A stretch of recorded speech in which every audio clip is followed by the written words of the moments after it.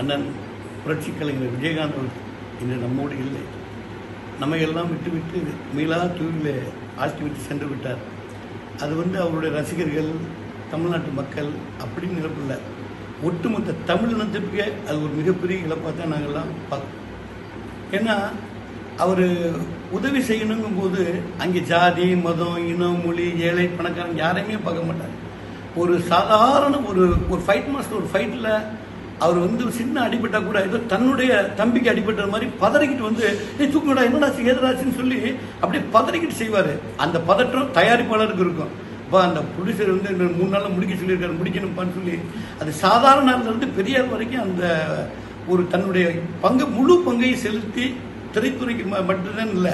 அப்படியே பார்த்தீங்கன்னா தமிழ்நாட்டு மக்களுக்கு அவர் அரசியலுக்கு வர்றது எல்லாரும் அரசியலுக்கு வர்றாருனாங்க இல்லை, தனக்கு எங்கெங்கெல்லாம் இடம் கிடைக்குதோ அந்த இடத்துலலாம் நம்ம உள்ளே போய் நிச்சயமாக இந்த மக்களுக்கு ஏதாவது பண்ணணும்னு சொல்லி வந்தார். நீங்கள் நல்லா பார்த்தீங்கன்னா எல்லா பேரும் நீங்கள் இந்த மேடையில் பேசுகிறதையும் கதறதையும் அழுது நீங்கள்லாம் பார்த்துருப்பீங்க.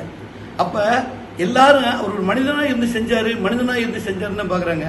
ஆனால் நான் அப்படி அவரை பார்க்கல. அவர் ஒரு அவதாரம், ஒரு சில குறிப்பிட்ட நோக்கங்களுக்காக அவர் அவதரித்து வந்தார். அதனால் அவதாரத்தில் தன்னுடைய கடமையை முடிச்சுக்கிட்டாரு.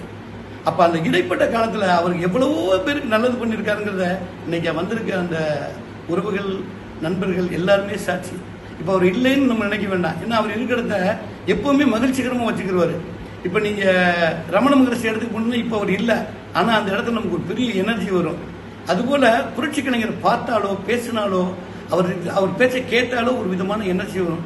அதனால் இன்னைக்கு நிறைய பேருக்கு அவருக்கு அஞ்சலி செலுத்த முடியல, அந்த இறுதி சடங்குகளை கலந்துக்க முடியல, நிறைய பேர் துடிச்சுக்கிட்டு இருப்பாங்க.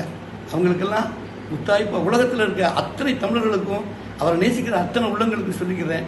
இன்னைக்கு 4 மணிலேருந்து 5 மணிக்கு அவருடைய சிறைக்கு தீ மூட்டுற அந்த நேரத்தில் நீங்கள் அத்தனை பேரும் அவருடைய ஆத்மா சாந்தி அடைன்னு சொல்லி கண்ணை மூடி ஒரே 1 நிமிடம் தியானம் பண்ணுங்க. நிச்சயமாக அவர் மறுபடியும் அவதாரம் பண்ணுவார். இந்த தமிழ் மக்களுக்கு, தமிழ்நாட்டுக்கு, இந்தியாவுக்கு, உலகத்துக்கே நல்லது செய்வார்னு சொல்லி உங்கள் அத்தனை பேரை அன்போடு கேட்டுக்கொள்கிறேன். வணக்கம்.